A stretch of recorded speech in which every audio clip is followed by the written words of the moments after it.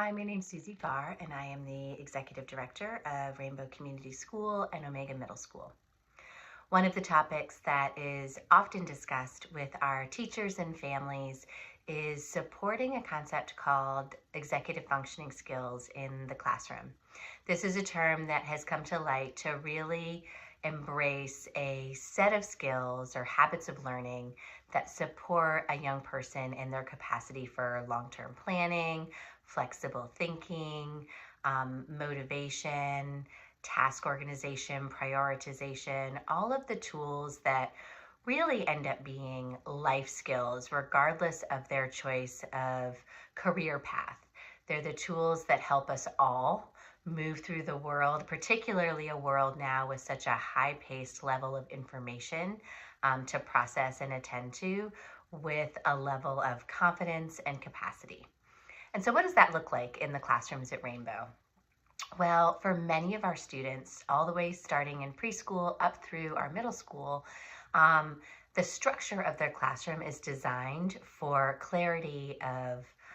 time management, scheduling, and expectations. So that looks like having some type of daily schedule visible for the students,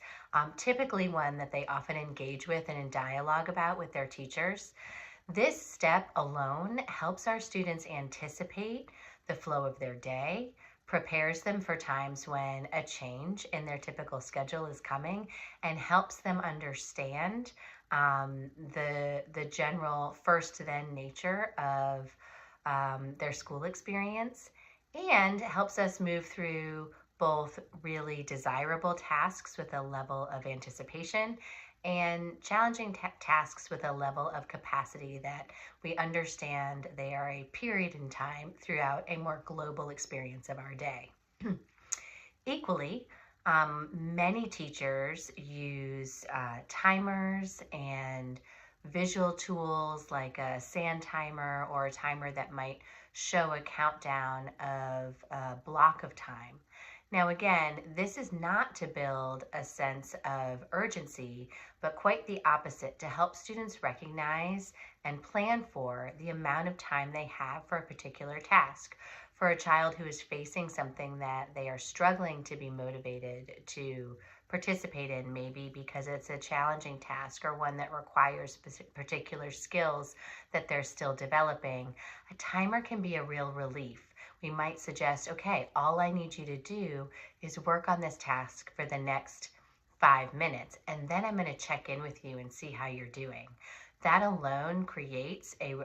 relationship with the teacher and a response that offers a level of support and recognition and affirmation that, yes, this task is hard, but I also believe that you are capable and can do it.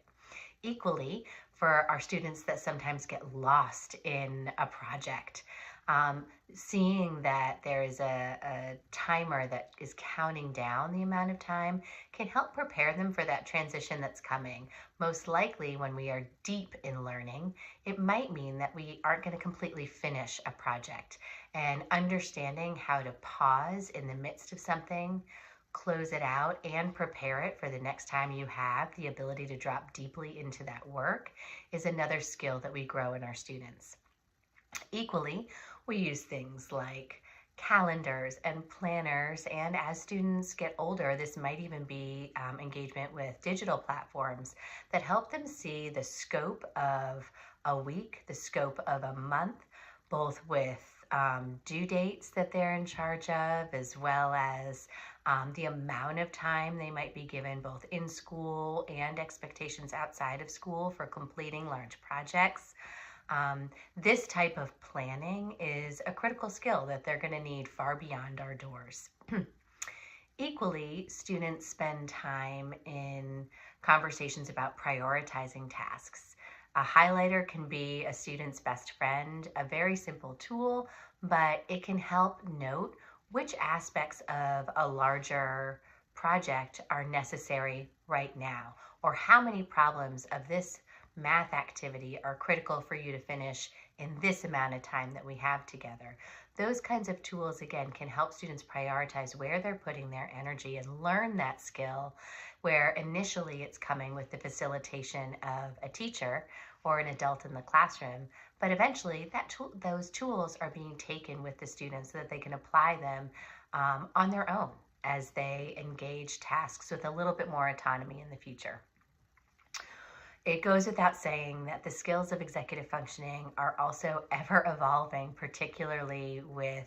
the inventions of AI and the capacity to start to engage technology as a tool. At Rainbow, we are conscious consumers of technology and recognize that the role of AI in supporting students with efficacy in breaking tasks down and chunking their larger project-based learning activities is a real asset, and yet at the same time we want to ensure that the heart of what they're learning, the sensation of pushing through, the capacities for rigor, the thought process it takes to prioritize and plan, that those tools are still being built in them regardless of the aids that are available and continue to become available in the future. If you have questions about executive functioning, that's something that our teachers are experts on, and we look forward to talking with you. Also attached are some suggestions of how to support your child at home with executive functioning skills. As always, we welcome you to our campus and look forward to connecting with you soon. Be well.